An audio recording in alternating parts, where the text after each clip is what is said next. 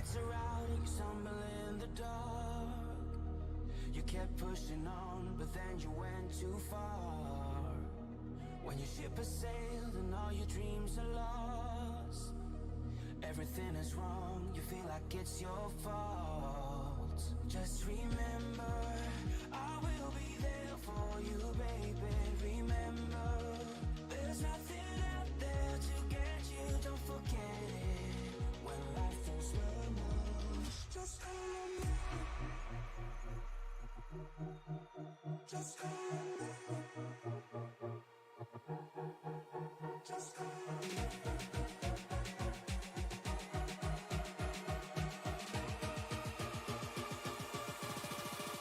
Just call on me.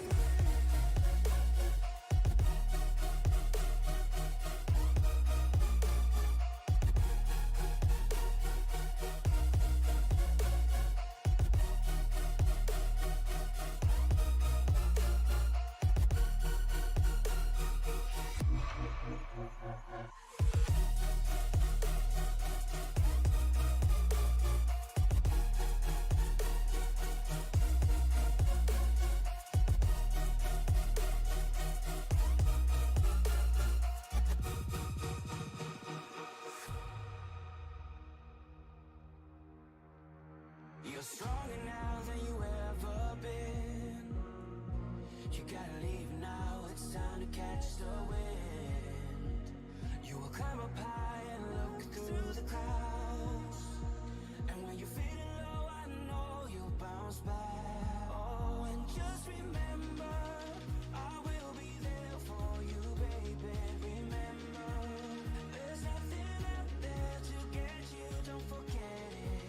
When life throws lemons, just call on me. Just call on me. Just call on me.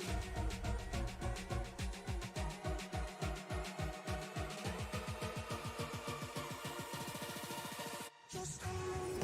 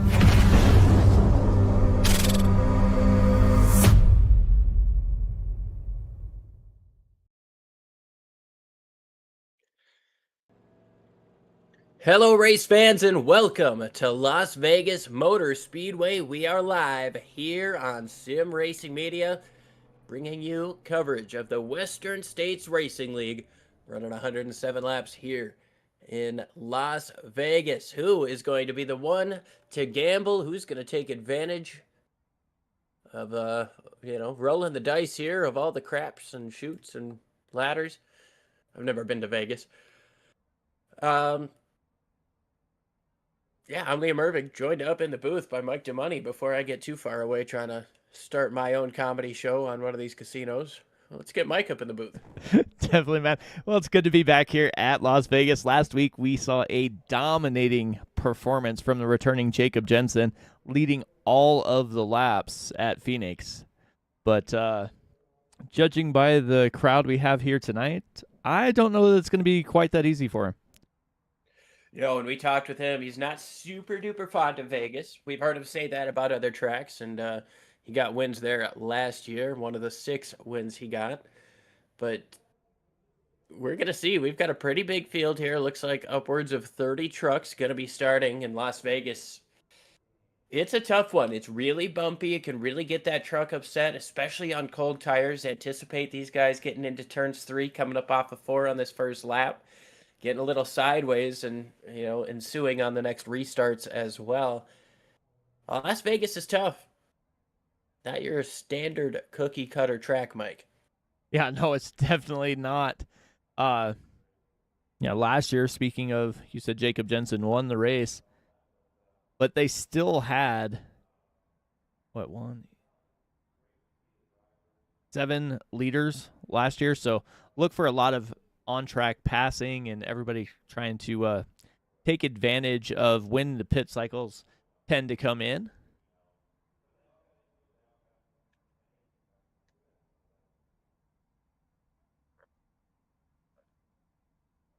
Sorry about that. My headset came unglued for a moment. But yeah, they've been here a bunch in the Western States Racing League. I believe, looking back, they have been here 31 times since 2010 and have had 18 different winners. That is absolutely insane, and it just goes to show that you can't always bet on the same thing here in Las Vegas. I tell you what, Mike, we've got ourselves just a little bit of time before this qualifying session is over, about 30 seconds. Last week at Phoenix was a doozy, though. Jacob Jensen put on a performance of a lifetime. I think pit stops may have been the only time he potentially didn't lead, but that might have just been a glitch on our graphic, because I'm pretty sure I never saw anybody in front of him. It's going to be definitely going to be quick here today, but we've got guys like Justin Michael making another start this week. Not Wayne Hutchison there in the 24. Trying to find Chad Stearns, but not sure if I see him. I don't see him. Stearns, another one of those guys that good for a couple wins a season, but can't always make every single race. Yeah, that is one of the things with this league. They have several drivers that show up here and there that can just, show up and rattle off a win. So we'll see what happens once we get going here. But as you said, Justin Michael is going to be starting on the pole tonight. See who else has joined us. Oh, Bentley Glazer back in as well.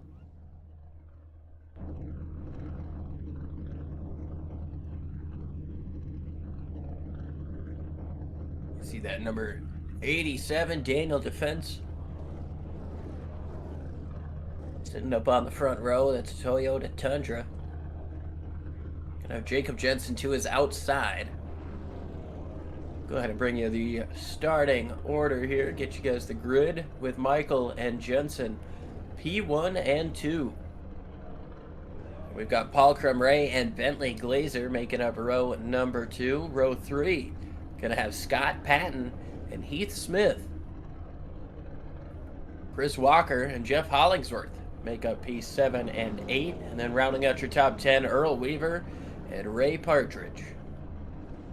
Row number 6 has Ryan Steele and Cody Matthews. Look for Ryan Steele to be up front late. Troy Campbell and David Weaver in row number 7.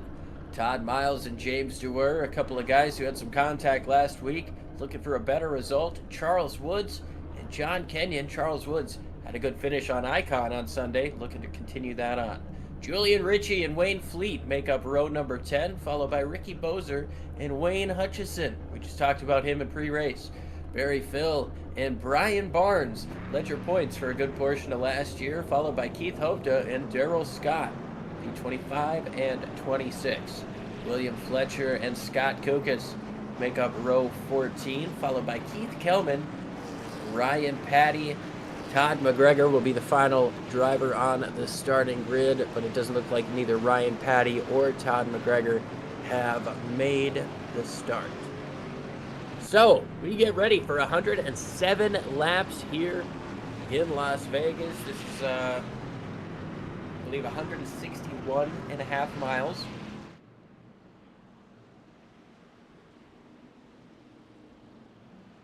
Yeah, 107 laps kind of yeah, calculates out laps, to that. Yeah, it's like, yeah. Anyways, Justin Michael getting ready to rock and rumble.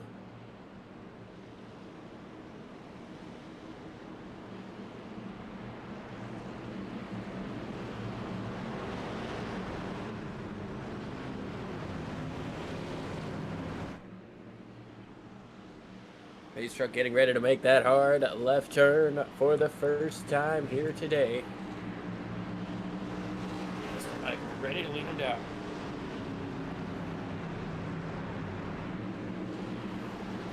There it is. You guys can tighten up those belts one last time. Get ready to roll because they're about to. Pedals on the throttle. Green flag is in the air. And we are rolling. Rolling the dice. Here in Las Vegas. Got Justin Michael out to a good start, side by side behind him with Kermeray and Jensen.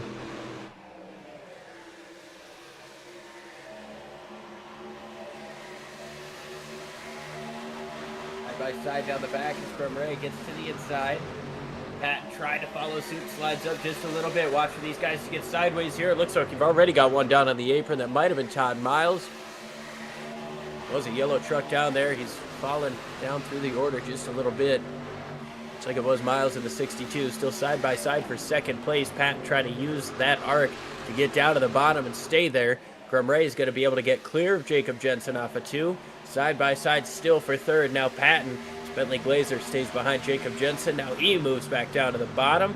These guys will have a little bit more grip this time. Expect him to be more daring as Paul Kermeray is. He slides up just a little bit as he's to the inside for the race lead. Scott Patton gets a huge draft, moves up to the top of Kermeray.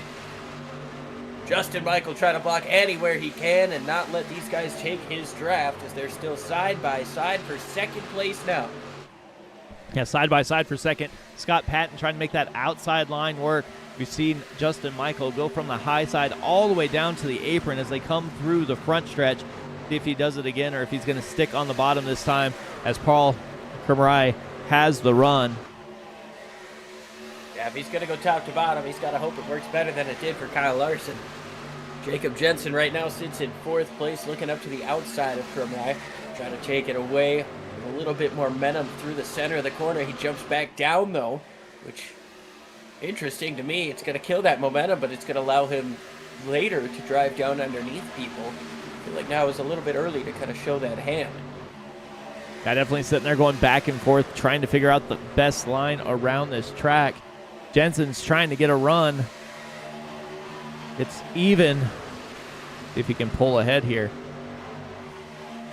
It is so tough to pull ahead when you've got nobody working with you down a straightaway. You've got to try to get that side draft, but it's risky in these trucks, especially on the service. I mean, we just got a brand new update. We don't know how sketchy the netcode is going to be. You really do not want to sit here and push anything, especially this early in the race. We're coming to 5 laps complete. This guy's racing super hard like there's 5 laps to go. At the beginning of these things, you want to get what you can because this Western States Racing League tends to run pretty clean. We don't see a lot of cautions, and if we do see the yellow, it's generally right around the time where you're going to need to pit or something like that. You know, you're not going to be able to make a huge advantage. Yeah, it's not something that's going to change the outcome of the race here. Oh, Jensen gets loose, bounces off the apron. Kermeray goes around. Kermeray is going to get turned sideways. He's going to save it. Wow, what a save coming up off of turn number 4. We stay green. Kermeray is going to lose about 10 spots, maybe 12 in this, 13 I believe in this excursion here he's going to lose. He's side by side with the 44 of James Dewar. Huge contact. I mean, a huge situation. It wasn't super big contact, but it was definitely enough to get that 96 sideways, get a couple guys squirrely. Is now Bentley Glazer stuck in the middle, 3 wide. Julian Ricci on his inside. Ricci backs off just a little bit. It's a battle for 9th place. Looking for 8th just in front of him.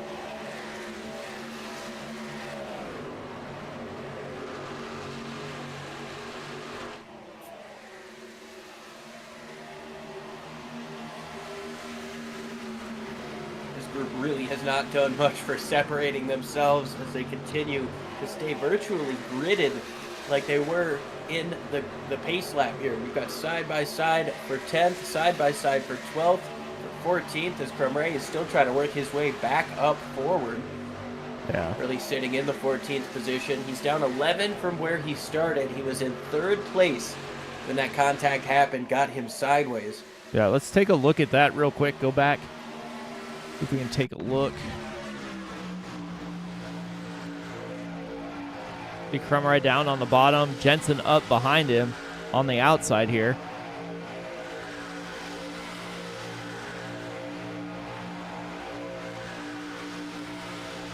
And I think, yeah, here he goes. Jensen's going to slide down. Oh, Krumrie gets a little loose behind him. And then this next corner, supposedly.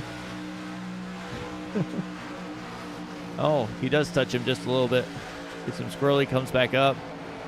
Blazer into the back of him.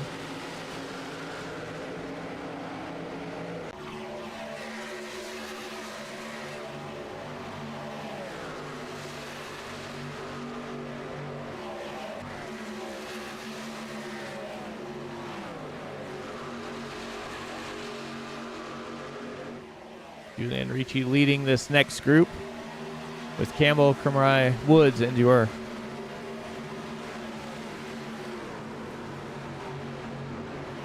Jeff Hollingsworth, he's a driver we haven't talked about yet today. He's looking up to the outside down the front straightaway, trying to get around Jensen. He's going to have himself some help from Heath Smith in that number 1 Oregon Ducks machine. That's a paint scheme that hasn't really changed much, Mike. We talk about that Oregon Ducks machine of Heath Smith. Every once in a while, he'll run something a little different. I think he's put on that Mission 22 and a couple of other paint schemes. But right now, back with Old Faithful, the Oregon Ducks. Yeah, I think he changed it up after last week, but we'll see what it can do out here. As the first, 10 are pretty well single filed out. Then we got a gap back to Ricci. And then a bunch of cars racing side by side. Yeah, and I tell you what, man, this is about the time where you expect to see these guys start to slip and slide around. We've got 13 laps on these tires now, and a lot of these guys have been racing each other super hard side by side, trying to get everything that they can on this initial start. And there's a catch-22 to that, you know. It's kind of a double-edged sword, because on one hand, you don't know how many of these restarts you're going to see. So you want to try to take advantage of these trucks being as close to you as possible, try to pass as many as you possibly can. But at the same time, you don't know how many of these restarts you're going to see, which means you don't know how many cautions you're going to see. If you use up those tires early on in a run, you don't know when you're going to be able to go in and get new tires on. So you could find yourself falling back and losing everything that you just gained because you smoked those tires in the first 5-10 laps of a run. Yeah, exactly. You want to kind of manage your tires a little bit here, but you don't want to just not use them when you have them.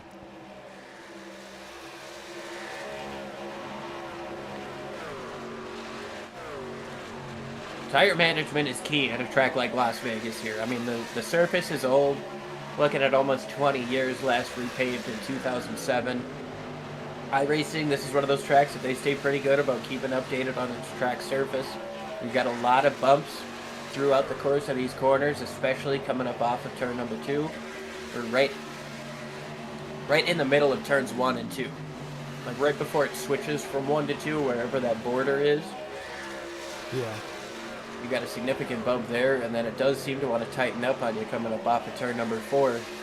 That yellow wall gets real close and real quick.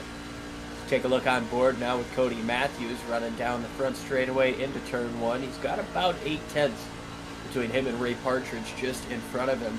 But another significant gap to look at as we watch going into turn 3. There's your leader getting down, and there's second place Scott Patton. At this point, it is about 1.2 second gap with Jeff Hollingsworth trying to close in. Not quite able to get any closer to that second place Scott Patton. Justin Michael, is enjoying this, trying to drive away.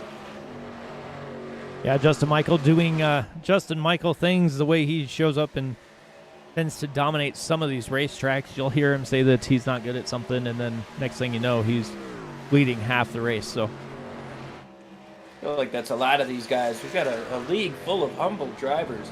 Nobody wants to sit out here and say that they're the best. They want to perform on Sundays. The caution is out. Sorry, Tuesdays there. Paul Krumrie is involved. Scott Kukas, I believe, may have gotten a piece. Caution out for the first time here on lap 19. Let's take a look as Graham Ray is coming up off of turn 2. See Julian Ricci up in front of him. Ricci's going to get the wall. Oh, wow, okay. So the exact same thing happened twice there. Looked like the 11 bounced it off of the wall.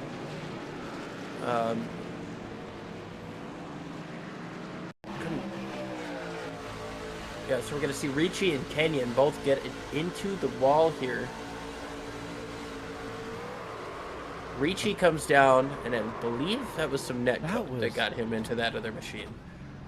And it looked like a little bit of net code that put... Look at this, though. Let me go back and start this again real quick. On board. Watch his steering wheel.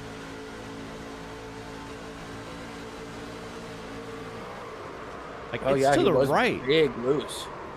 Wow. Big time loose moment there coming up off of the corner. That doesn't even look like it was in reaction necessarily to what was happening in front of him. It just seemed like it got loose there. Yeah, it's like that inside truck got a little close, and then all of a sudden, his truck just got looser than loose. Everybody coming down for those 4 fresh tires, I believe. Yeah, it should be everybody for 4 tires and fuel. I'd be shocked to see anybody take 2, but we will see. It's early on in the show. Pace car sits all on his lonesome on the racetrack. But Justin Michael going to win the race off pit road. Just a bit. This could be some of those new quirks. There might be a little bit of I didn't look at the update notes, so I don't know if there's anything that happened to these trucks, but it could be a little situation of maybe they got changed up a little bit, and there's something that these guys aren't used to. Well, it could be. Could definitely well be. I mean, they did add the Ram truck, so, you know.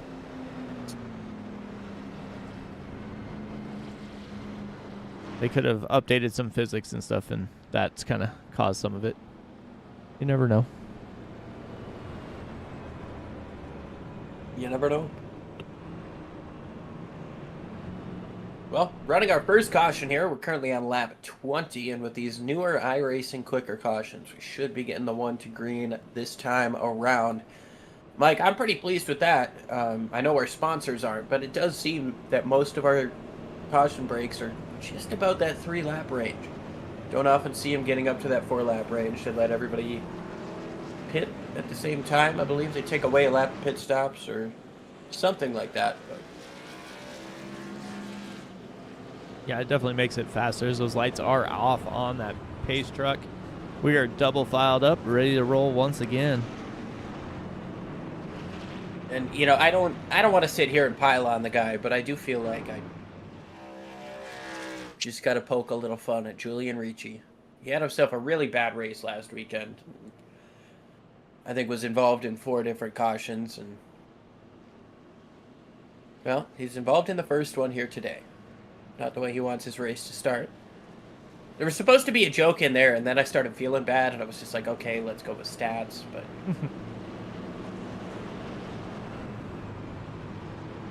I think Ricci just needs to drop some flares, let the missiles hit those instead of him, and he might be good to go.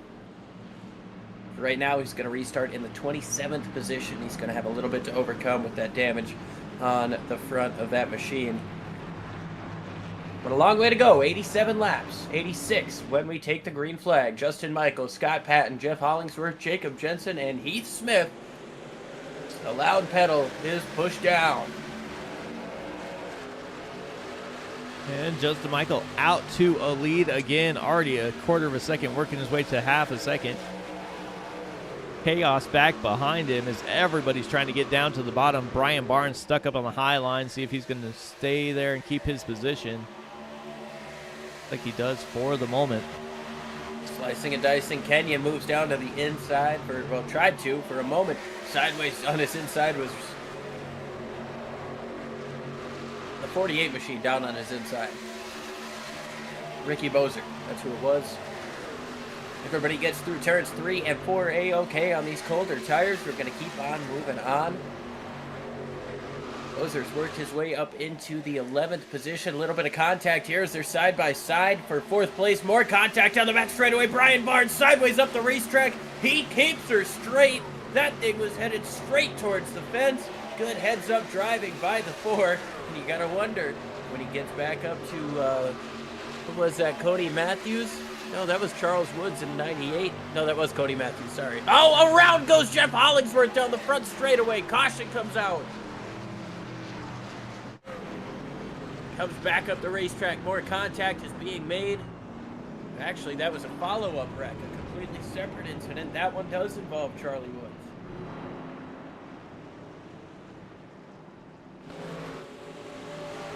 First one to the wreck. Anyway. Let's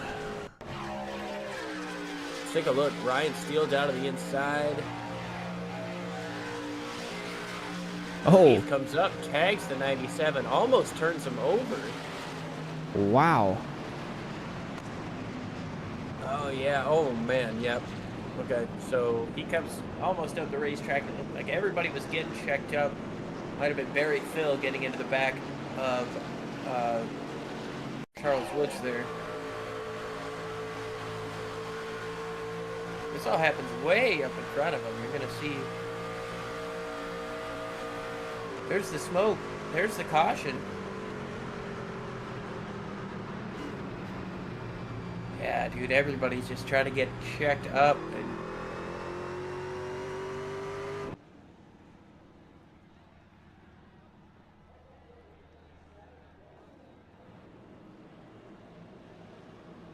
I've seen ARCA brakes. I don't think that was it. I think that was just a bad spot. Right on board here with Heath Smith. Comes up the racetrack and just tags Hollingsworth.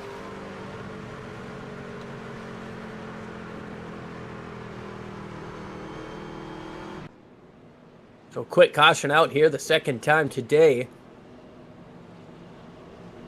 This time for 2 separate incidents, but multi-car.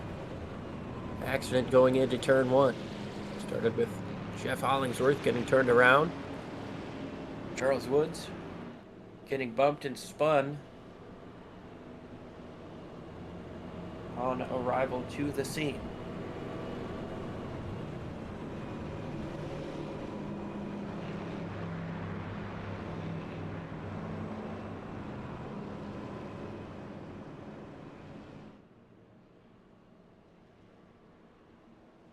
Well, I guess since we have a minute, what do you think about Cletus getting approved for the O'Reilly series? Well, I think Cletus is going to make a good Busch driver. I think, I'm for it. You know, I think it's good to get the eyes on the sport. I think he's getting a lot of scrutiny right now, for sure. And I do think some of it's deserved, because there are drivers who have been doing this their whole life who just don't have the opportunity to have millions of people with eyes on them already and a lot of money to put towards racing like this. You know, there are a lot of people who have dedicated their whole lives to it, and because of that, some people will view Cletus as potentially less deserving of it. I don't view it that way. I think he's a guy doing it for the love of the game. And while the results haven't exactly, they have not been there, he has shown improvement. You know, I think he's a guy who's doing it because he loves it. Like, he's not doing this as a publicity stunt. He's doing this because, hey, I want to drive NASCAR. Like, if I can run the Daytona 500, that's my own goal. Yeah. And I do think it kind of stinks. I firmly believe if he had the Biff on his pit box in Daytona, none of this scrutiny would be coming his way. I don't think he would have gotten loose and spun it off of turn 4 like that. Biff was on his pit box, but you know, I think there's some of it where he's trying to continue on with the goal that he had set with himself and a friend. And, exactly. Wants to continue that on too. So I'm never, ever gonna shit on Cletus for running NASCAR, especially when I quote him at the end of each and every one of these races. Definitely. Anyways, we've got a restart coming our way. Justin Michael out front. Scott Patton to his outside. Jacob Jensen up to third. Ryan Steele. And then we've got the 38. Ray Partridge down on the inside. Green flag back in the air. And by the way, if we get fined for that, I'll take it. Side by side for fifth, but the top four getting separated. Ryan Steele trying to keep Partridge and Glazer behind him. He's going to have to move up one way or the other, allowing Partridge an opportunity to the inside, but Glazer trying to push that 12 back forward. Scott Patton looking up to the outside of Justin Michael for a moment. Coming up through for the first time and turns 3 and 4 on this restart is always going to be sketchy. Everybody gets through clean and green though. Yeah, definitely Scott Patton trying to get by Justin Michael, as Justin Michael has just driven away every time he's had a couple laps, and he's starting to do it again out to a quarter of a second. Behind him, though, Ryan Steele, Jacob Jensen, and Ray Partridge are all going back and forth. Bentley Glazer looks like he kind of let up just a little bit. Going to let those guys play bumper tag in front of him. Yeah, but Mike, it seems like the mood has shifted. We're not seeing these guys trying to stay side by side so much after this restart. We're seeing a lot of guys trying to fall in line. I mean, Scott Patton trying to find a way around the race leader, and when there is a pass to be made, they're trying for it. But we're not seeing these guys really stick their noses, a little bit sideways there, coming up off of 2. Believe that might have been Earl Weaver. That was the 44 of Dewar up on the outside. But there you go, yeah. these guys aren't really forcing as many issues as they were before. I wonder if it's more that tire save game, or maybe it's just the restarts getting spread out. Yeah, it definitely could be that. Heath Smith looking to drive back towards the front after being involved in that caution. Samurai also doing that. He didn't pit on that last caution. Heath Smith did, so see what fresh tires can do.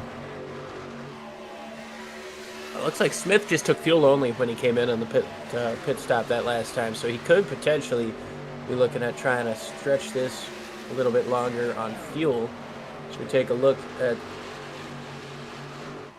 Earl Weaver looking up to that outside. That middle lane just looks so strong, and Mike, I firmly believe as these guys keep going, that outside lane is just going to become stronger and stronger as these guys slip up the racetrack and widen that groove out. You can see him running 3 different lanes through the corner there. Partridge, Glazer, and Matthews.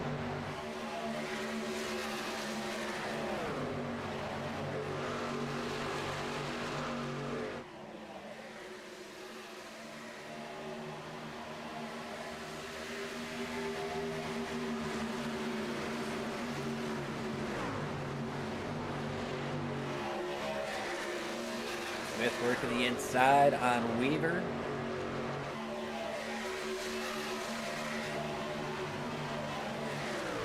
Weaver's got that run. He's got that momentum. It's really going to give him an advantage getting into 1. But Heath Smith can just drive it in a little bit deeper there on the bottom, try to take that run in the center and cut up the racetrack in front of him, and he does. He's going to get clear. Here comes Bentley Glazer now. He's got the 10 behind him. Ray Partridge up on the outside. Yeah, Ray Partridge has been running that high line. Glazer's kind of been staying on the bottom, and Matthews keeps going between them, trying to figure out a way to get by. Looks like he has a little bit of speed. Chris Walker staying right with him as well. Yeah, Walker's been a guy that he's slowly been working his way up into this top 5 scene. You know, I feel like last season we talked about him as somebody in that kind of 15th range, and at the beginning of this season he's worked his way as a top 10 competitor, right now sitting in 8th place, just knocking on the door of the top 5. This type of momentum can carry you a long way in a series like this, especially when these guys have been running with each other for so long. You keep those stats up of running consistently well and keeping your nose clean, these guys are going to have a lot of respect for you, and when your time does come, it's going to be a popular victory. Battle for the lead, heating up. Justin Michael was up in front by almost a second. Now it's back down to 0.2 of a second. Scott Patton's been able to close it in.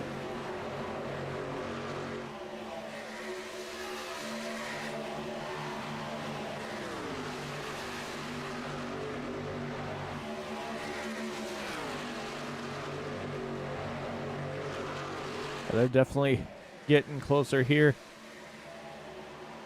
Michael slid up a little bit. Patton was able to stay lower and use up more of that racetrack on exit. What's behind him? Ryan How Steele. Oof. Man, all over the rear bumper of Jacob Jensen. Man, if this is 2006 Cup Series, that would have spun him out.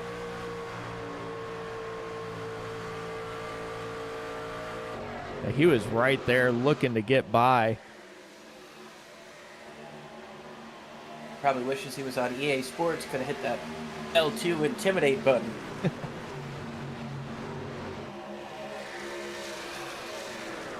I will say, it kind of seemed like Austin Dillon had one of those at Phoenix on Sunday. You know, you don't see a lot of guys just get loose and spin, but when they did, it was happening in front of Austin Dillon. And I hate to make that comparison because I know who the real intimidator is. Well, I'm going to be honest. I think Austin Dillon is a double fraud now, driving the 3 and the Kevin Harvick paint scheme. Yeah. Sorry for you Austin Dillon fans out there. He's obviously a Daytona 500 winner, a nationwide champion. He's got, you know, accolades under his belt. He's got the talent. I'm never going to dispute that. I just don't like him.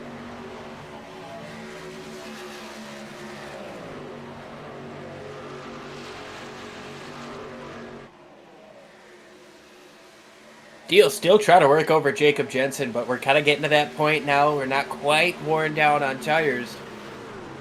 A little bit of separation here. This is where you really got to be keen on keeping your stuff underneath you, not overheating those tires, because if the guy in front of you starts to slip up and make a mistake like Brian Barnes just did coming up off of turn 4, got up into the wall. Later on in this run, that's only going to be multiplied as Barnes got pushed up into the wall by Bozer that time. Not sure if it was, you know, I'm sure it was just incidental getting pushed up there. He tried to put his nose up and not trying to make an accusation, but man, I tell you what, getting up into turn 1, Brian Barnes not having the best time. Yeah, Brian Barnes definitely did not have the lap he wanted there as he bounced off the wall a couple times.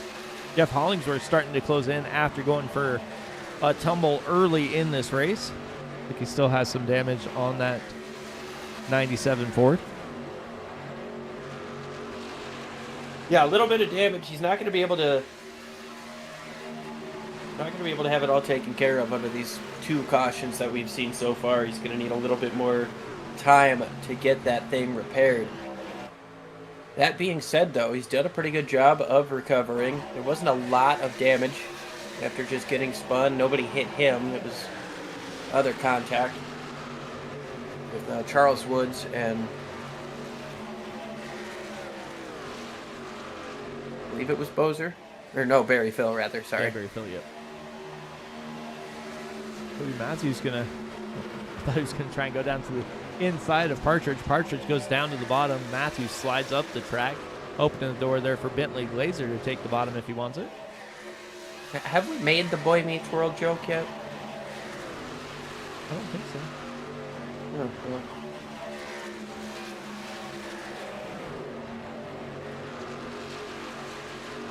Now is not the time.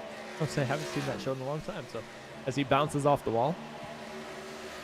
And it gets up into the wall there. Bentley Glazer still sitting just behind him. Matthews sits in the 6th position. Justin Michaels gapped Scott Patton by about 8/10. Patton away from Jacob Jensen by about 9/10. Jensen back up into 3rd place. Only 2 more in front of him. And, well, we know he can get it done. Currently working lap 45 out of 107 here in Las Vegas. Can't thank you guys enough for tuning in here live on Sim Racing Media. We appreciate all of you. If it's your first time, go ahead and hit that subscribe button. Hit the bell too so you never miss a race. We've got fantastic racing each and every week, and we'd love to have you. Go ahead and let us know who your favorite driver is in the chat. Go ahead and get them on TV. We'll talk about them. And Cody Matthews right now, he's battling side by side with Bentley Glazer. going to be able to complete that pass up on the outside and hold on to 6th place. Chris Walker just behind him in 8th place, rather. Still sitting right around where we talked about him last. He's got Krumrai behind him. Krumrai running up in 3rd when he got turned around early on.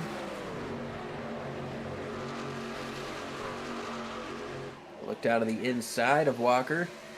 Oh, Heath Smith gets up into the wall once again, coming up off of turn 2. And expect to see more of that as these tires continue to wear out. Yeah.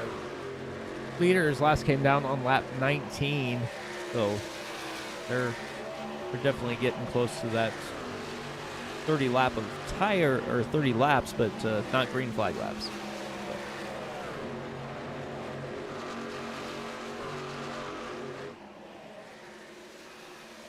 Glazer back on the inside of Matthews now. He's trying to take this momentum on the bottom side and use it to get to the inside of Partridge.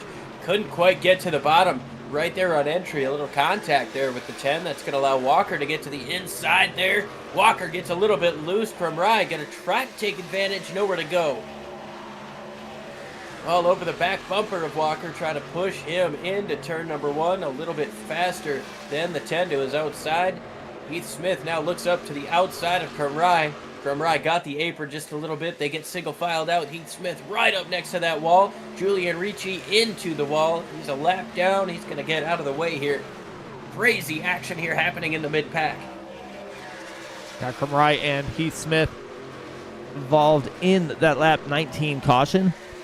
As Krumrai gets by and starts to drive away, he's going to have to deal with Chris Walker momentarily. But other than that, looks like it's kind of settled down a little bit up front, though. Just say that. Into the wall goes Ray Partridge. Bentley Glazer trying to take that momentum by him. Almost makes contact with the door. He's all the way down to the bottom of the racetrack, and now Partridge going to try to fight back on the outside.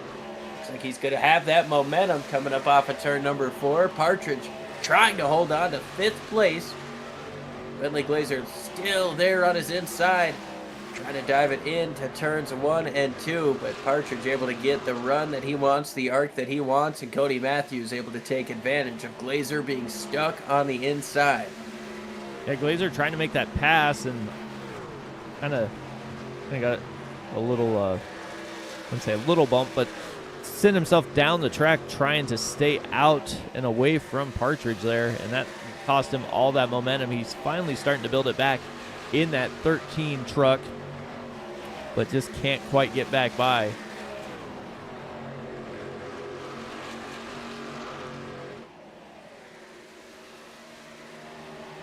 Oh, Heath Smith bouncing off the wall again as they come down the backstretch.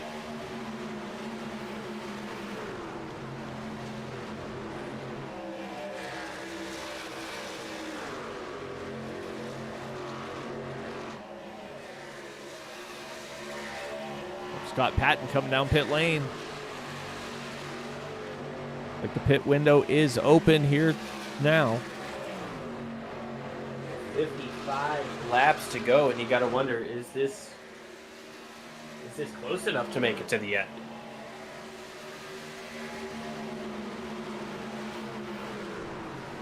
I would say probably not, since everybody came down on lap 19. Yeah, I got to agree.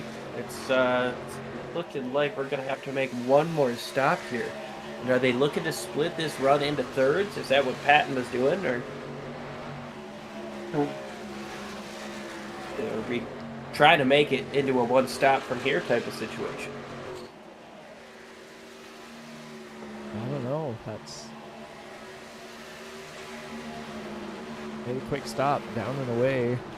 44 seconds on pit lane, so. But that left Justin Michael up here all by himself. Almost a 4-second lead. Currently just putting down blazing times. Last time around, he was 10th and a half quicker than Ryan Steele, who's gotten up to 2nd place. Ryan Steele's a driver that we expect to see towards the front at the end of these things. Be good at the fuel save game, and I'm pretty sure last season he told us he works kind of late, so he shows up to these things kind of late. Doesn't always get the practice he might need, but he seems to be able to figure it out by the end. I believe he got himself a race win last year doing just that. Yeah, definitely looks like he has something figured out as he's starting to drive away from Jacob Jensen. Not necessarily closing the gap on Justin Michael. I mean, a little bit, but not enough that it's going to be visually noticeable. No, Justin Michael's on another level right now.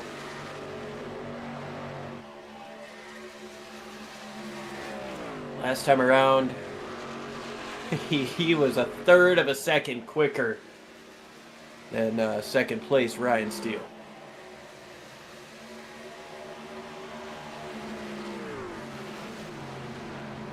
Fastest on the track right now is definitely Scott Patton as he got those 4 fresh tires at 31.39. But other than that, Justin Michael is a 10th quicker than the next quickest driver.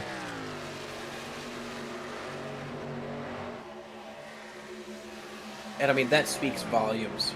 Having put almost 40 laps on these tires, having that type of a gap between the next quickest competitor. Absolutely blazing stuff out of Justin Michael as Ryan Steele continues on in second place.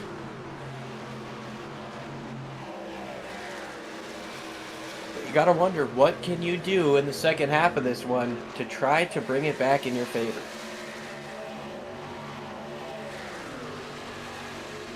Yeah, I'm trying to figure out why Scott Patton would have came down pit lane when he did. Julian Ricci coming down pit lane as well right now. But with everybody else staying out, I would assume, you got to be getting close to that, 40 lap on a fuel run. So if they can make it a few more laps, they should be able to make it to the end. So, I mean, unless Scott Patton thinks he can make it, another 50 laps.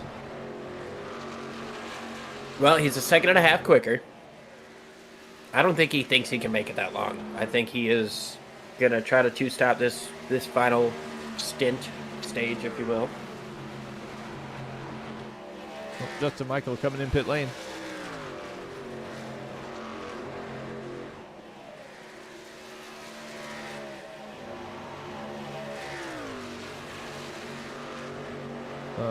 Kermarai, Walker, Scott, Miles all coming in.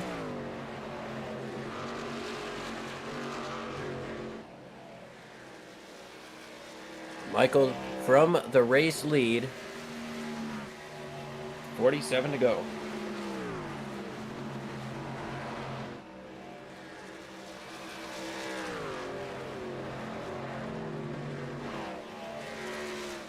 Let everybody get through their pit cycle, and then we'll see what this looks like here.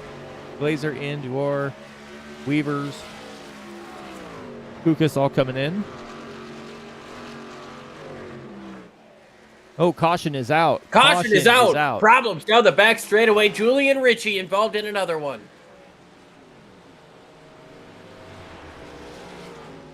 And Ryan Steele is going to benefit from this. Justin Michael currently scored 1 lap down. He's going to have to get the wave around and start this next restart from the back. The dominant driver of the day faces adversity here just past halfway. Lap 63, the caution is out for the 3rd time today. And, well, let's quit telling stories and see what the story is. Julian Ricci coming up off of turn 2. Just gets sideways and overcorrects.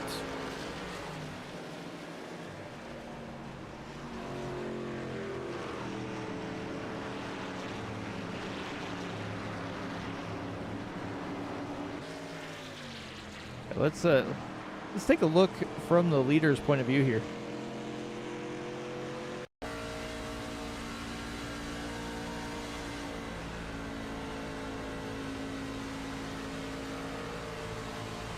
Just got around Justin Michael to put him a lap down. Michael's going to get the free pass, which still puts him at the back of the field, but he will get the free pass.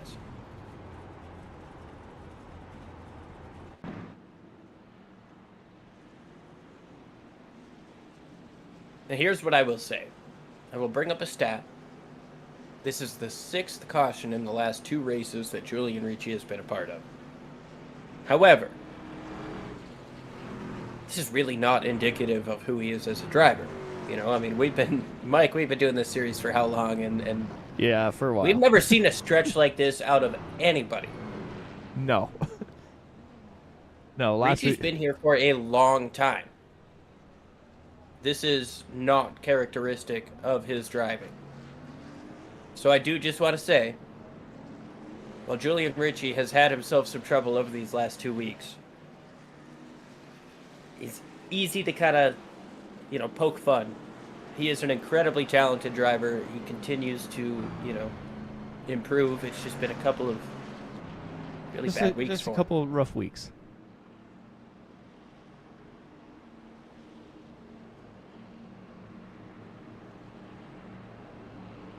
It actually looks like he's going to go ahead and disconnect, so he's got to be feeling that, man. Well, this was his 151st start.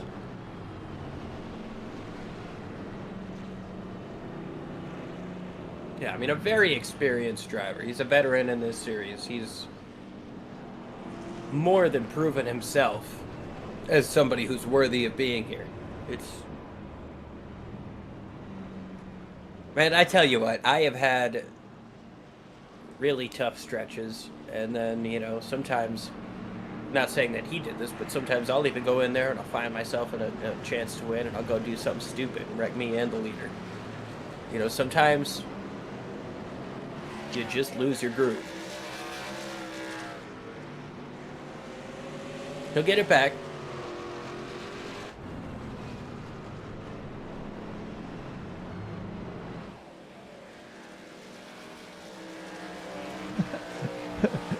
Scott Patton decided he was going to take the wave around, not realizing he was the leader. Oh, yeah, buddy. Yeah, he's got to come to a complete stop here because you do not want to pass the pace car. You don't.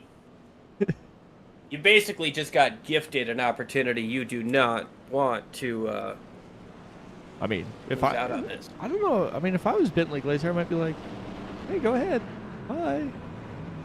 Well, Glazer's not going to complain, but Scott Patton, he came in early on lap 52. Kind of surprised he didn't come in that time around. He's going to have 9-lap older tires than Bentley Glazer to his outside. Ryan Steele just behind him has no, he's got 9-lap fresher tires. Glazer's got 11-lap. My math is backwards. Green flag back in the air. Scott Patton, save me. Scott Patton drives off here. Bentley Glazer in second. Ryan Steele third. Steele's going to have Jensen on his high side. Keith Smith trying to get down on the low side to get by.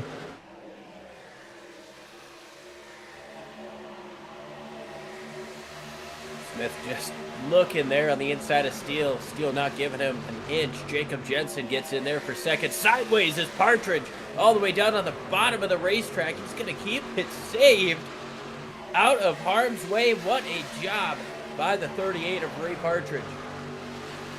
Taking a look at Justin Michael trying to work his way back up through this field. Gets down to the bottom. Contact. John Kenyon goes around. Caution comes out for the 4th time today here with 50 laps to go. Justin Michael got down to the inside, making it 4 wide, and John Kenyon was the driver who unfortunately got the worst of it.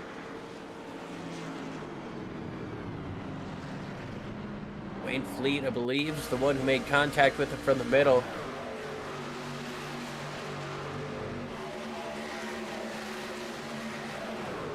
We're quite 4 wide. Like Moser was looking outside, didn't have the space. Oh. Oof. Heavy damage to the 88. Okay, Have a look from up above.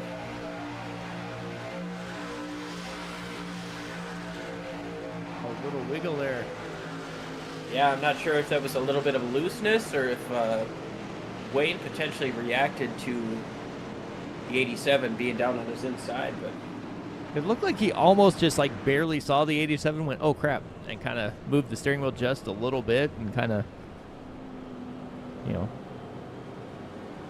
one of those things when you're four wide, you're you don't realize that you're four wide. or even looking at 4 wide there. Tough situation there. John Kenyon more than likely out of the race. Jacob Jensen trying to fake out a pit stop here.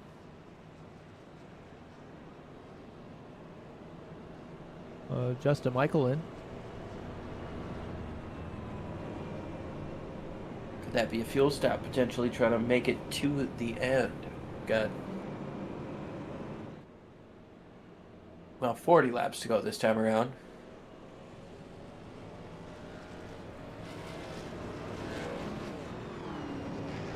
$39.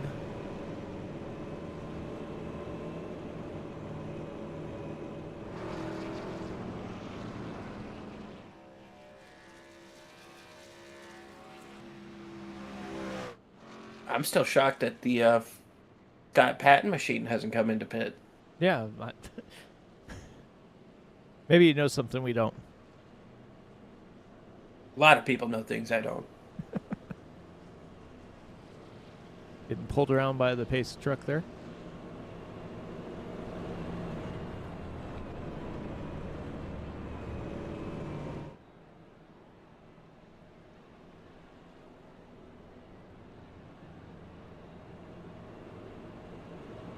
Well, while we have a lap, let's go ahead and take a quick break. We'll show our one commercial we're obligated to show, and then we'll be back to racing here when they get stacked back up. Yes, sir. Premier Racing Setups is the longest running setup shop on iRacing. Our monthly subscription options start as low as $20 a month. We offer setups for dirt oval, asphalt oval, and road racing, covering a wide range of cars and skill levels. Built and tested by top-tier sim racers, this isn't just a business, it's a community of competitive drivers.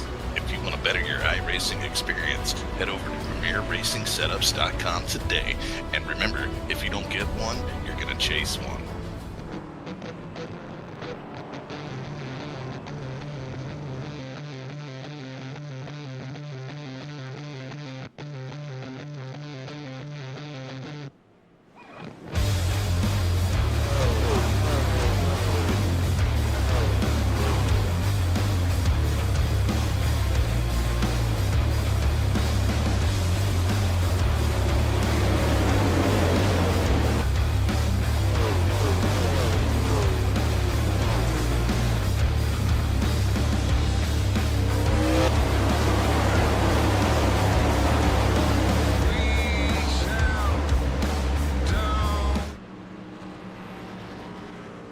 All right, welcome back, everybody, as we get set for this single file restart. Pace truck is in. Patton going to lead him on down to the restart zone. Glazer in second. Jensen third. Down and away, and here we go.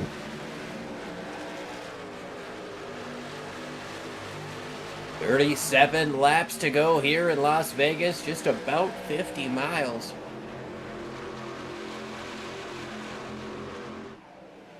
Patton able to get away by a couple of car lengths, but Bentley Glazer closing in. This draft is going to be key on the first lap, but also those 11 lap pressure tires behind him.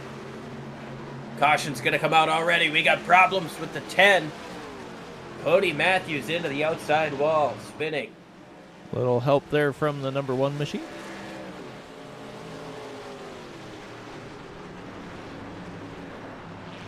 Caution out for the 5th time here today. Take a look from the bump real quick.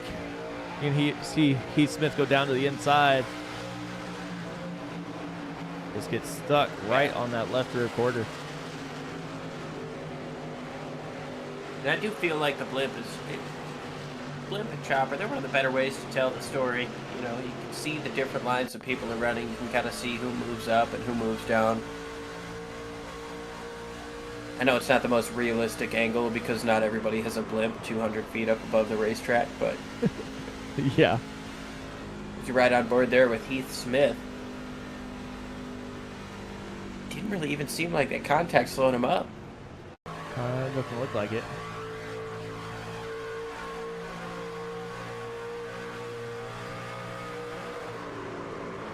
Yeah, it looked like just that little bit of a wiggles from Matthew as he tried to set himself up getting into the corner.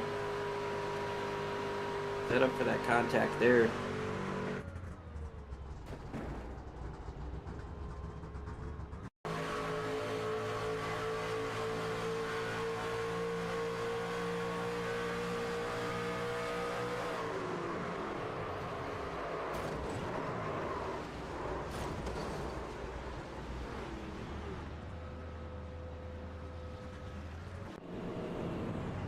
Well, the 17/46 of Scott Patton has not come in yet. No, and with this many cautions, he could be looking at making it to the end on fuel if his tires can hold up. Justin Michael still sits in 10th place. He hasn't been able to take advantage of these restarts the way he's wanted to. Ever since we switched to single file, that whole one restart.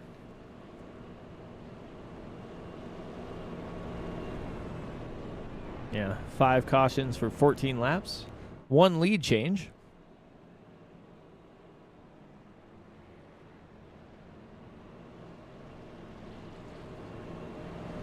And even that took green flag pit stops to happen. Yeah. 35 laps to go.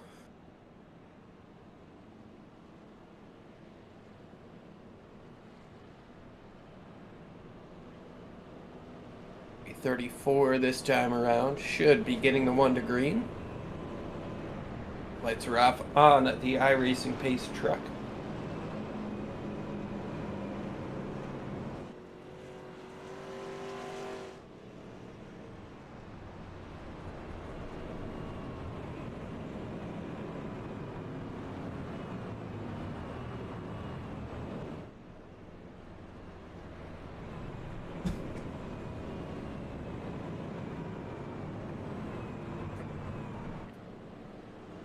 Just a couple miles northeast of the strip lies this racetrack here where Tyler Reddick is going to go 4 for 5 on Sunday. No, I'm kidding.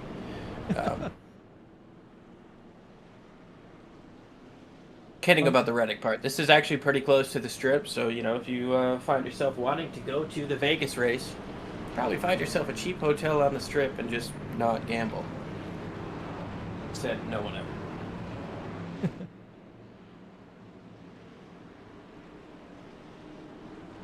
I was going to try and go to Vegas in October. See what happens. Might try and go to Charlotte for my birthday. Want to come to Indy? I don't know. That's a little soon, but Green flag in the air. Patton going to lead him down. He's going to get himself a sizable gap, but Glazer should be able to draft that right back by the time they get to turn number 3. Jacob Jensen in 3rd, Ryan Steele in 4th. Heath Smith rounds out your top 5. yeah, Wayne Fleet and Darrell Scott both got black flags on that restart. They're going to have to come down pit lane in a hurry. Tough break for those guys. Charles Woods has had himself a little bit of a disconnection. He's trying to get back up into the show. We'll see if he's going to be able to. But side by side here for 4th and for 6th, or for 3rd and 5th rather. Jacob Jensen trying to get to the inside of Steele. Steele looking to the outside of Glazer. Glazer trying to figure out which lane is going to move and going to give him the shove. A little bit loose goes Glazer coming up off of turn number 2. They're trying to close in on Scott Patton. Patton has 9-lap older tires than the drivers in than the driver in 2nd, and 11-lap older tires than the driver in 3rd and 4th. Justin Michael came in on lap 68. Jacob Jensen. Oh, caution is out. Cody Matthews had a problem. Jeff Hollingsworth just put down the fastest lap of the race.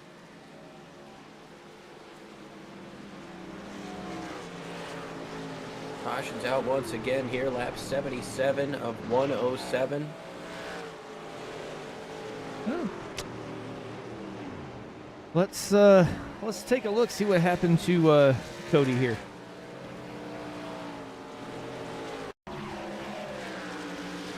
He's all by himself. Damaged truck, gets into the corner. Ooh. Sideways, overcorrect.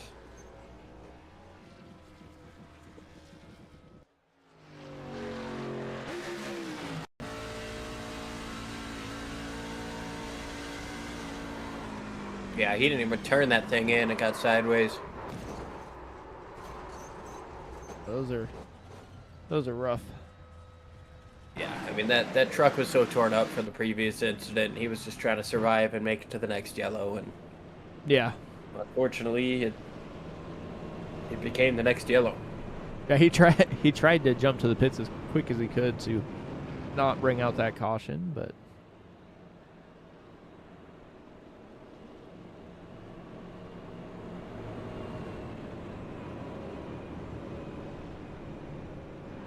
I'm still surprised Scott Patton has not. Okay. Here he goes! Ask and you shall receive, Michael, and here comes Heath Smith as well. Ryan Barnes in. I'll say I didn't think there was any way he was going to make it 50 laps, but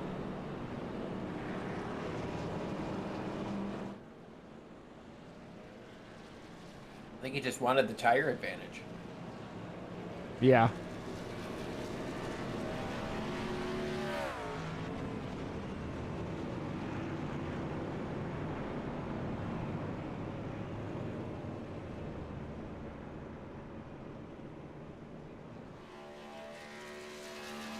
Justin Michael came in under green flag, went all the way back to 20th, and now has been fighting his way back through all these cautions, trying to get up, currently running 5th.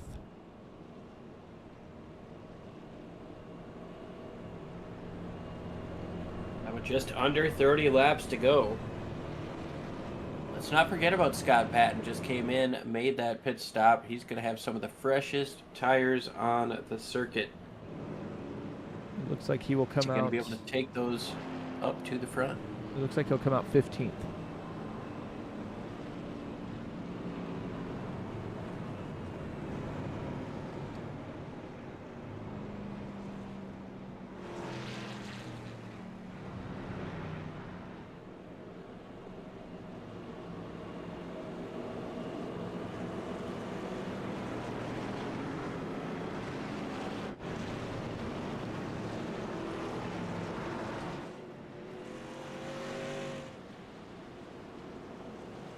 Lights are off once again. Getting ready for the restart here. Going to be Bentley Glazer in the lead with Ryan Steele to his outside.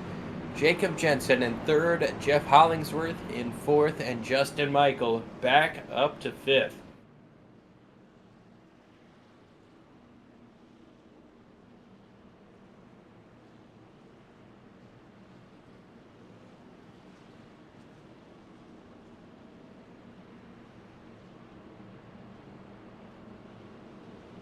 I think we're getting to the point where all bets are off. Everybody's made what should be their final pit stop, and now it's just racing it out to the finish.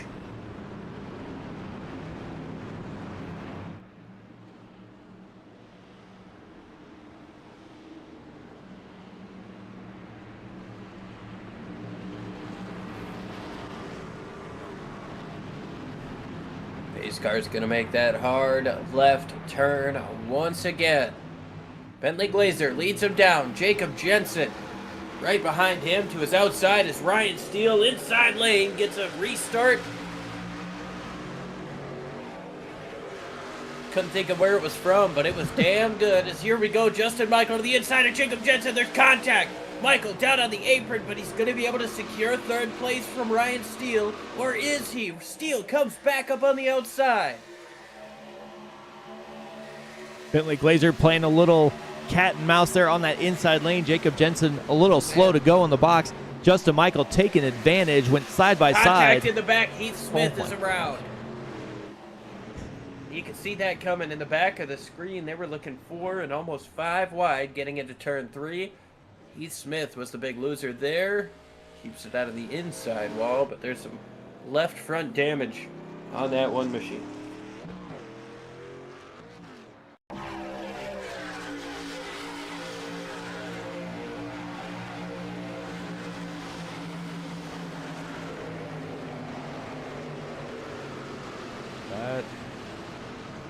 Did you see anybody actually touch each other?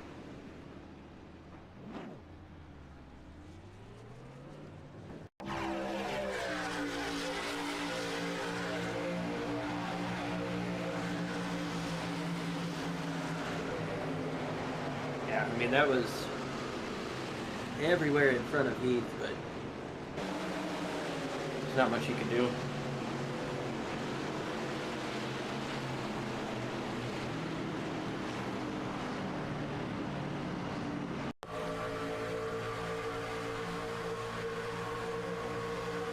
Head on board here with Bozer. He didn't just kind of get barely touching there. Back, take a look.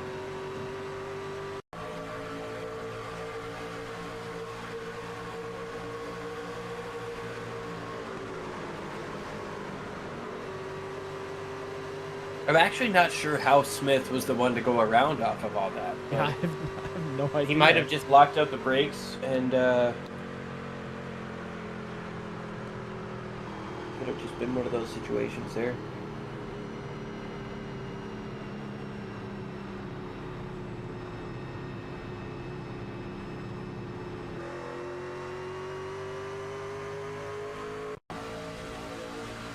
on board with Heath Smith.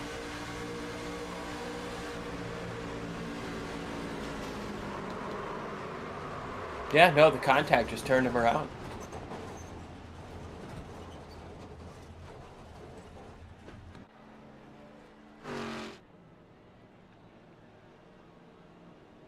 Odd situation there, but alas, the caution out once again. This time the 7th time today. We approach 24 laps to go. Got to be 23 when we take the green flag.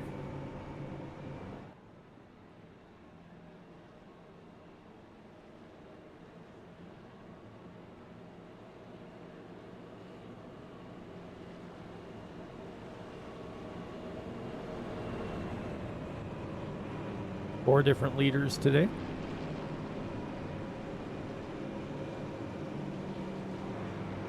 Justin Michael, Scott Patton, Bentley Glazer, Ryan Steele. Current leader is Bentley Glazer. Got Jacob Jensen in second place, and we're going to have another single file restart here.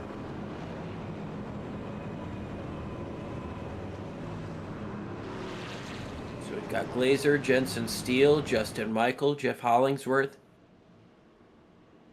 Earl, then David Weaver, Keith Hovda, Chris Walker, and Scott Patton is up to 10th.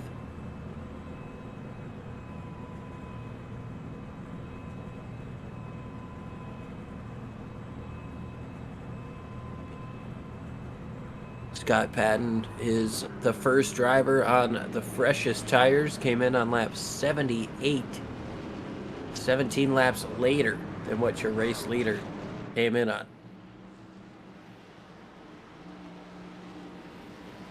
Yeah, I don't know that we've seen enough green flag laps for that to come to fruition at the moment, but we'll see what happens here as the pace car makes that left-hand turn.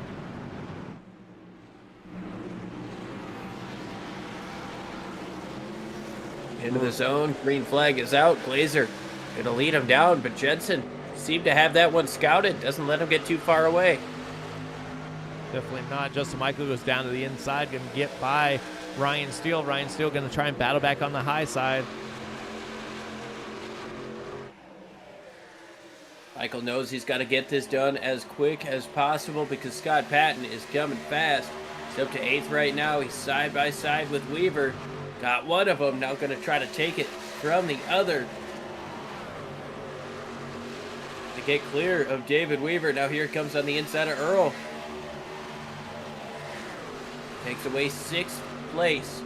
Up front, it's Bentley Glazer over Jacob Jensen. Jensen all over the back bumper of that 13 machine. Try to get him squirrely, get him loose, make him make a mistake. Justin Michael tries to draw the bead on both of them. Yeah, Justin Michael, fastest man on the track early in this race, trying to battle back after making a green flag pit stop before that caution came out, and has been fighting his way up through the field ever since.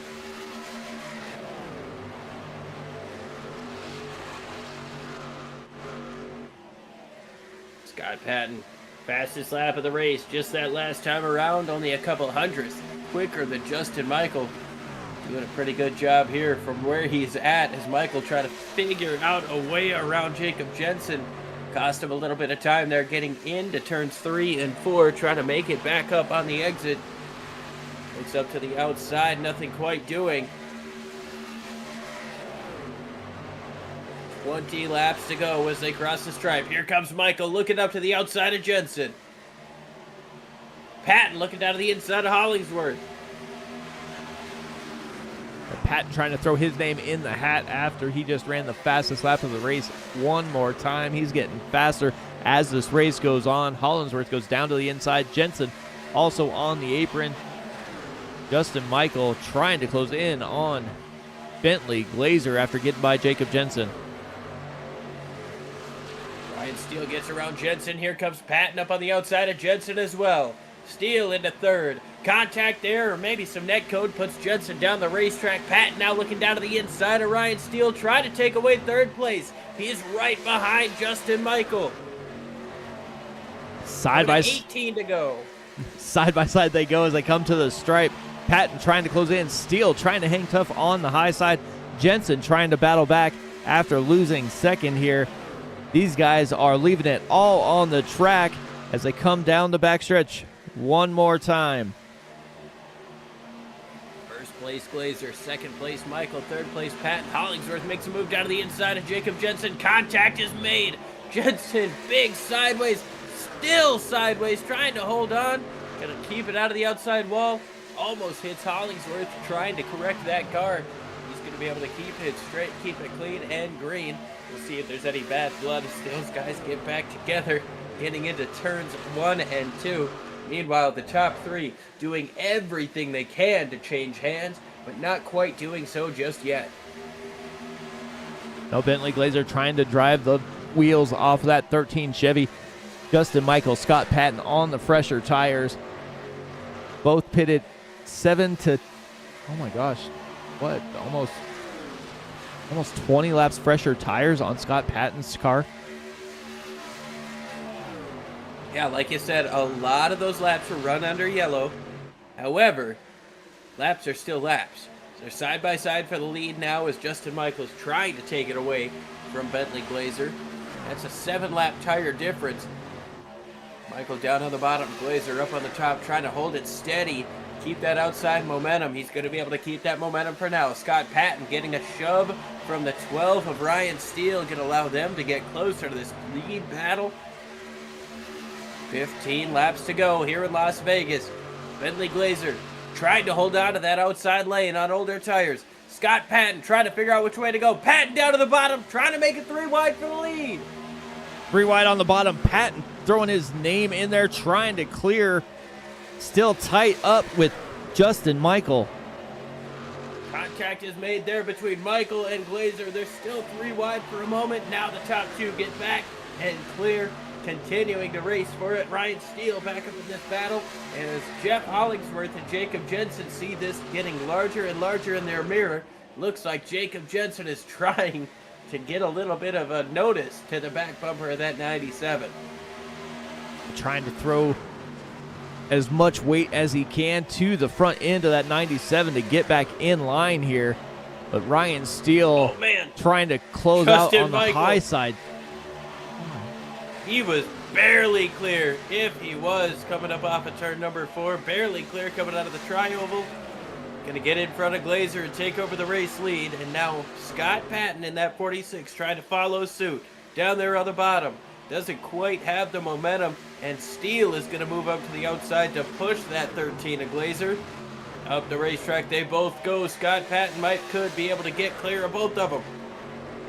Scott Patton trying to clear Glazer all over his rear bumper now as they come through the start-finish line.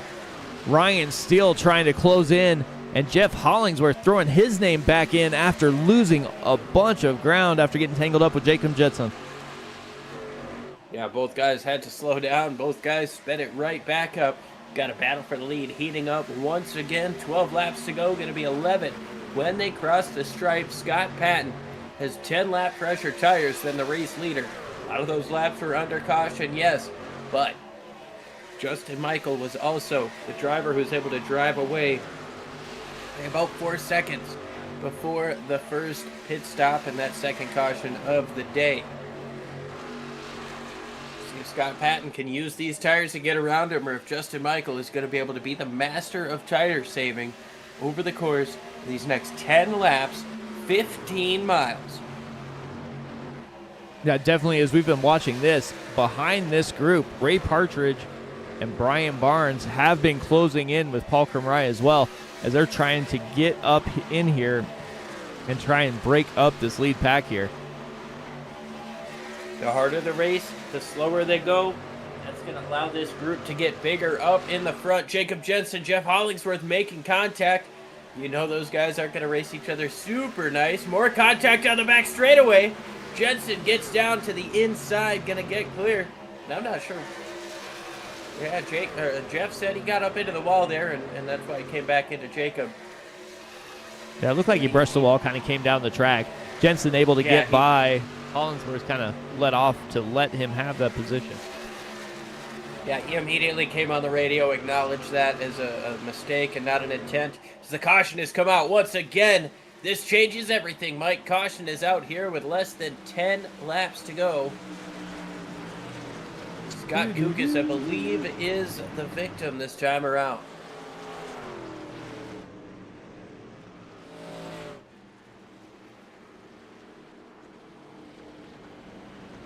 Take a look at this replay. Oh, nope. Oh, Miles yep, got into nope. Weaver.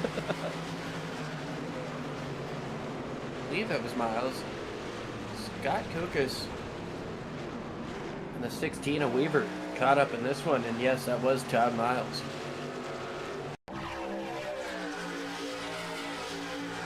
Well, looks like Weaver kind of turned down on the track. Yeah, Weaver comes down a little bit. Scott's already down there, and that is a huge crash. For what Dewar it was in there.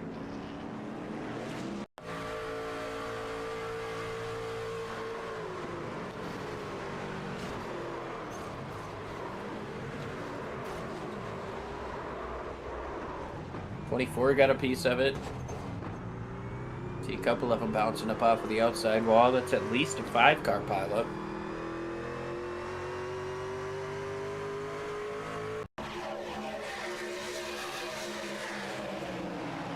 Miles, Weaver, 92, Scott Kukas.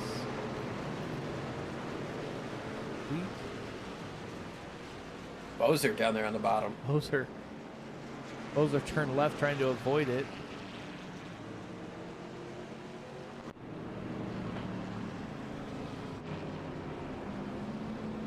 So Glazer, Jensen, Hollingsworth, Partridge all come in.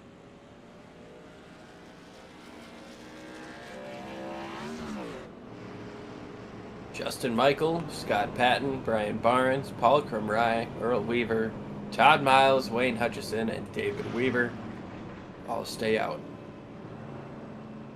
Hutchison he came in last on 82. Got some damage repair, but he did get fresh tires. If he got enough of that damage repair, might be in an okay spot. Just outside of the top 5, might be able to get himself in there.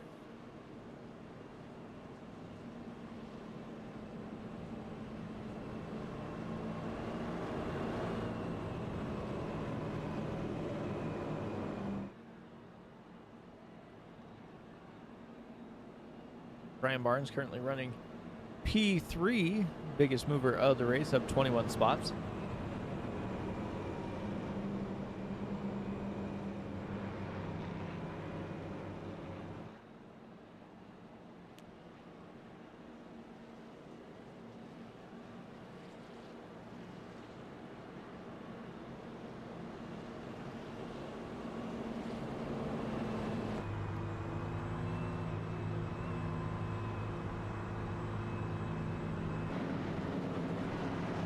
Getting ready to double it up for what will be the final 5 laps. We'll have 3 opportunities at a green-white checker if needed. Hoping we don't, but we'll see what we got doubled up here for what could be the final time here, Mike.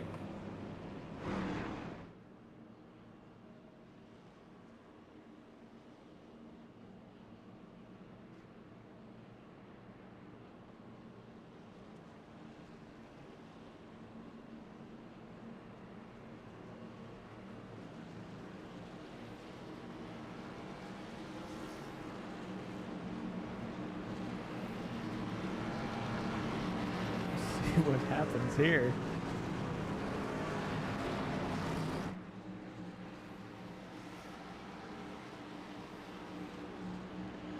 Drivers try to figure out some communications because they're not... I don't know what exactly they got going on. Apparently somebody's got a problem. They're going to try to move out of the way. We'll see what's up with that. The pace car makes a hard left turn. 5 laps to go. Green flag back in the air. Justin Michael leads him down, gets a good restart. Brian Barnes on the inside of row number 2, trying to stay side by side with Patton. Drum Rye gonna fall down inside. No, he's gonna look 3. No, he falls back down in. Had a moment there where he could have. Now Brian Barnes gets a push from Paul Crumray. Coming up off of turn number 2. Barnes came in 10 laps after Crumray. Another 3 wide per second. Here comes Patton back up on the outside. Patton on the high side, Barnes in the middle, and Rye on the bottom. And 4 wide back behind him. Weaver Hutchinson, Weaver. Contact, huge crash. Hutchinson up into the fence, upside down.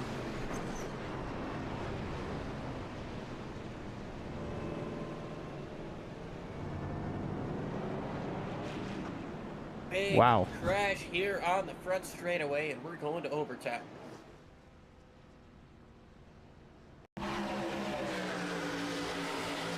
Jacob Jensen tries to split the middle there.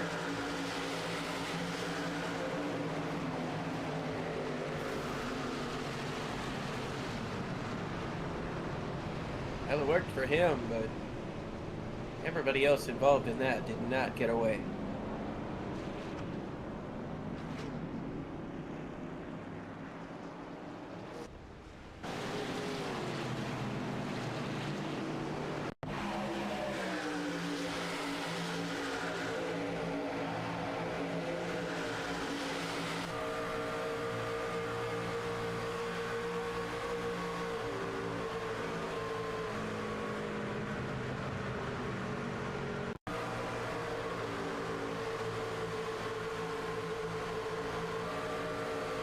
Things heating up here in Las Vegas in all of the worst ways. A couple of heavy impacts here at the end. Wayne Hutchison is going to be out of this race after a huge contact. Riding on board there with Steele. We'll take another look. Weaver and Steele get together after Jensen goes through.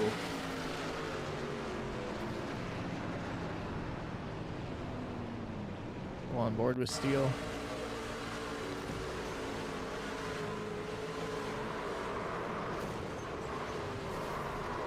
Yeah, I don't even think he knew what happened. He was still trying to turn left, and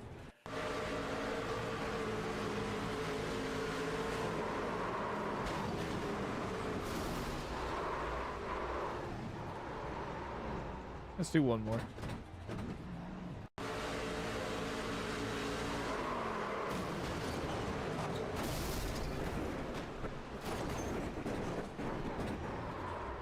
wild ride for Wayne Hutchison.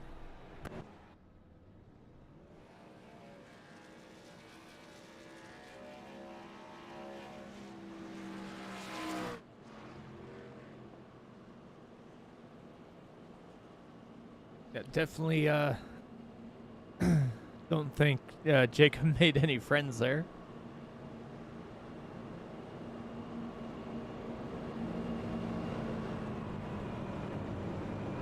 I mean, it's down to crunch time, so. It is. Do we get the green-white checker on a single file restart? That's the question. And the second question is that going to be beneficial for your race leader or not? I feel like if they're double file, you can at least try to get away and keep them side by side behind you. But if you're single file and that guy behind you gets a good restart, he's going to have a run getting into turn 3. Single file is the call. Yeah, Bentley Glazer's on fresh tires.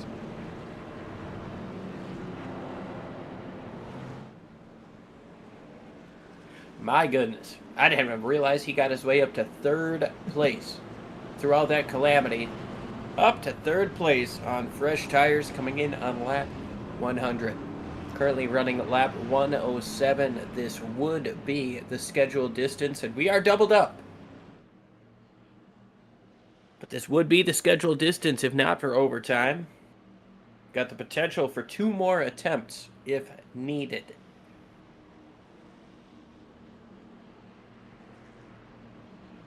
But for right now, Justin Michael leads over Scott Patton, Bentley Glazer, Brian Barnes, and Paul Crumray in your top 5. And Jacob Jensen, Ray Partridge, Jeff Hollingsworth, Chris Walker, and Heath Smith rounding out your top 10. Overtime here in Las Vegas. Place your bets now.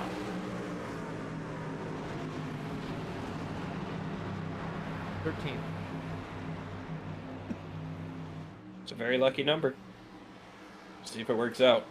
Pace truck makes that hard left turn. Green flag back in the air. Glazer gets on it. A little bit of squirreliness from Jacob Jensen as he moves up to the outside. Bentley Glazer trying to find a way around Scott Patton already.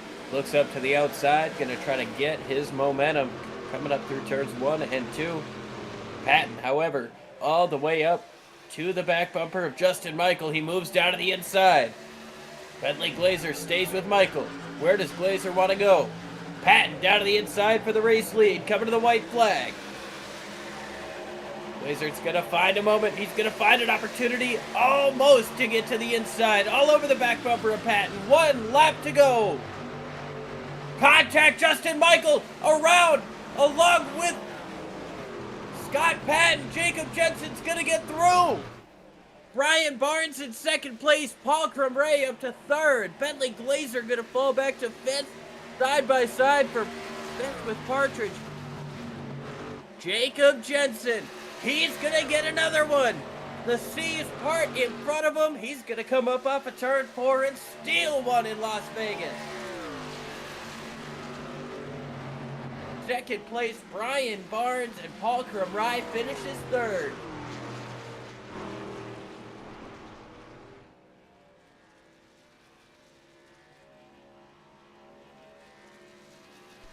Well, let's take a look at the calamity that happened.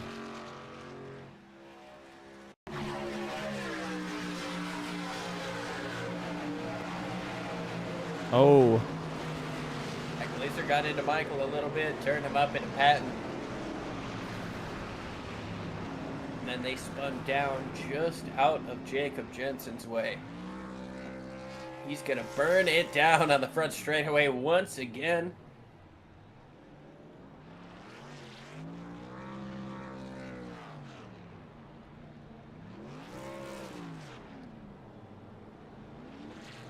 So it goes Jensen, Barnes, Crumray, Partridge, and Glazer. Then Heath Smith, Todd Miles, David Weaver, Daryl Scott, Scott Kukas, rounding out the top 10.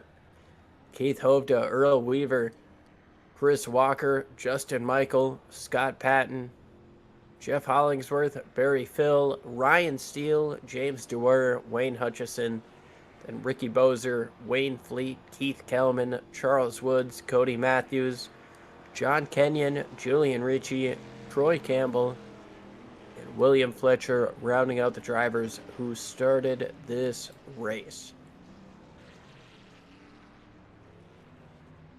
Absolutely phenomenal stuff, and we're going to go right ahead and bring in Jacob Jensen. Jacob, it's Liam and Mike in the booth. You got a copy? I got you. Man, I tell you what, I think that was the only lap you led all day. I might be wrong, but the seas parted in front of you. Walk us through that green-white checker restart for you. Yeah, that was crazy, and yeah, definitely the only lap I led all day. It was just really crazy because I didn't feel like I got an amazing restart. I was able to get around the four, but I was just so far behind the three of them up there. And then once we got to the white flag, I was able to draft up and get somewhat near them, and then they just all wrecked, and somehow I was able to get through without any damage or any incidents and just drive away. Now, we talked with you last week. You said Vegas isn't one of your favorite tracks. What was challenging for you here today? We know you ran well all day, but what was the biggest challenge for you here at Las Vegas? Yeah, about the entire race, the car was just plowing tight. And I don't really do super well with those types of setups, but I was able to stay competitive enough today to have a chance of the win at the end of it, and somehow it worked out. Well, Jacob, you get yourself another win here. This is probably like the ninth time we've talked to you in the last 2 seasons. But as always, we want to know, who do you want to shout out? Who helps you get it done? And what have you got for us next week as we move forward? Yeah, well, you gotta always thank the good Lord. I want to thank my dad. He wasn't here today, doing a little bit of work, but he'll be back next week. And want to thank my Uncle Leonard, all my friends, all my family, all my amazing sponsors like Team Watson Racing Setups, Stubby, and WLT2 Motorsports. I want to thank you guys, and I want to thank Bob, even though he's not here. It's always great having this league. And then, Awesome. as I'm sorry. all good. And then as far as next week, Darlington's one of my favorite racetracks because it's usually really loose and you got to be right next to the wall. So it'll be a fun race. Well, awesome stuff, Jacob. Congratulations on the race win, and we look forward to seeing what you can do next week. Thank you very much. Have a nice one. All right, and then we've got second place, Brian Barnes. Mike, I believe you've got him. Hey, Brian, Mike up in the booth. How's it going, man? Doing good. How y'all? Well, not too bad. Well, heck of a run up through the field, up 22 spots, bringing you a podium finish. Kind of an up and down day, but how was it on that last green-white checker run for you? Well, the green-white checker worked out well. I think I used my last set of tires a little too soon, but it all worked out well in the end anyway. Yeah, definitely But looked like you had something there towards the end. yeah, mine were only 20 laps old, but they were, still good enough tires. But oh man, it just seemed like we got a couple of really aggressive drivers now in our league, and and it seems like they're going to find a hole no matter where it's at. Yeah, definitely looked like there was some moves that kind of pushed their way through when it came down to crunch time, but you were able to take advantage here and get a podium. Haven't had the pleasure of talking to you too much the last couple seasons, but it's good to see you back up on the podium. How do you feel about heading into Darlington next week? Oh, that's where we're at. Cool. I love Darlington, one of my favorite tracks. So looking forward to that. Definitely, man. Well, anybody want to thank before we get you out here tonight? Might even try the new Ram Dodge truck here. But no, just I'm thankful that I'm finally retired and I can do this more relaxing. Definitely, man. Well, congrats on the podium, and we'll see what you can do next week. All right, thanks.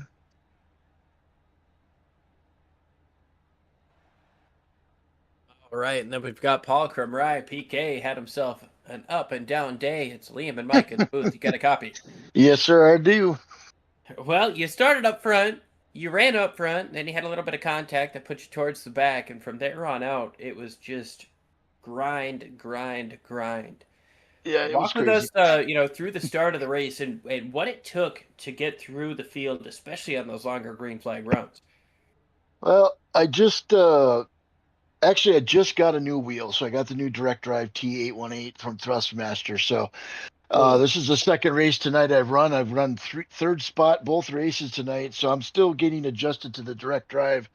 And yeah, I just got a little touch with the 64 at the beginning of the race, and luckily I was able to save it. I felt like I was completely sideways there, but it put me way in the back. I had some damage. I went in, had like 37 seconds of damage, so got that fixed. Came back out, kind of climbed my way back up a little bit, and then I sped going into the pits. I couldn't slow down, so I had a 40-second penalty. Went 2 laps down, got my 2 laps back, and then somehow at the end I didn't have an extra set of tires. I pitted that second to last caution we had, and then yeah, just blew through the smoke like Days of Thunder, man. And then next thing I know, I'm in third spot, screaming at Brian, going, "Yeah, come on, man, let's go, let's go!" And so yeah, it was pure luck at the end there, but those guys with newer tires were really blowing past us. So I'm pleasantly surprised to be up on the podium for WSRL again. So Well, Paul, you had the speed from the get-go. We know that. Obviously, that contact early on set you behind the 8 ball, but you're able to come back through. What does that speed, or what can you take from that speed and this finish into next week at Darlington?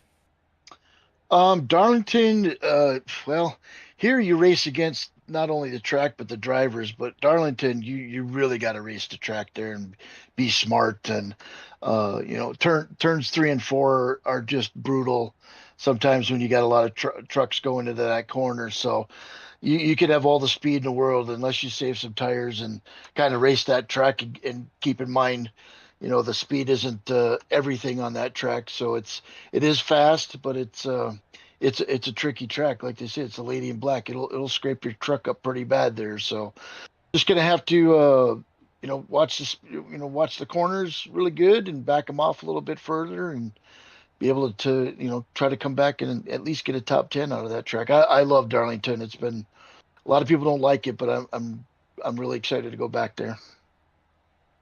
Well, awesome stuff, man. And I've heard people say it doesn't matter if you like Darlington; it just matters if it likes you. That is true. That is true. She could be really nice, or she could be really mean to you. Well, awesome stuff, man. You finished third here tonight. You've got a lot of momentum. Who do you want to thank for such a strong run in that 96 machine?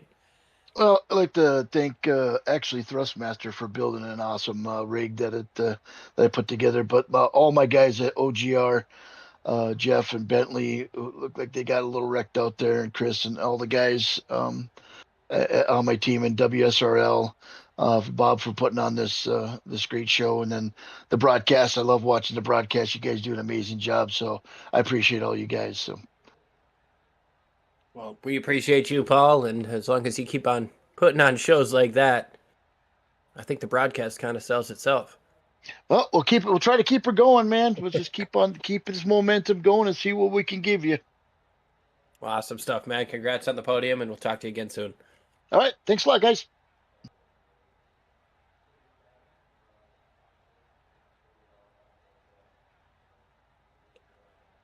Phenomenal race here in Las Vegas. Definitely saw our share of cautions and calamity at the end. But it just goes to show these Western States Racing League drivers are never quite content with where they're finishing. They always want that one more. Yeah, they definitely want that one more. We'll see what they can do when they head to Darlington. I mean, they put on a show here tonight. We'll see if see what happens. See if anything carries over as far as the aggression to next week, because Darlington can definitely cause some issues for some drivers. Yeah, I mean, you're already going to be mad at the track and mad at the cars. Somebody else gets up in your way in the wrong way. It's not going to take you too much to get over the edge. Definitely not. But that's going to about do it for us here on Sim Racing Media. We can't thank you guys enough for tuning in live here, spending a Tuesday night with us. As always, we'll finish it off by quoting Cletus, because I love that man. As you guys heard our conversation earlier. But no, to quote Cletus, do it for Dale and be like Biff. And to quote our good friend Tony Trapasso, as you guys walk through the streets of life, please don't play in traffic. Have a good night, folks.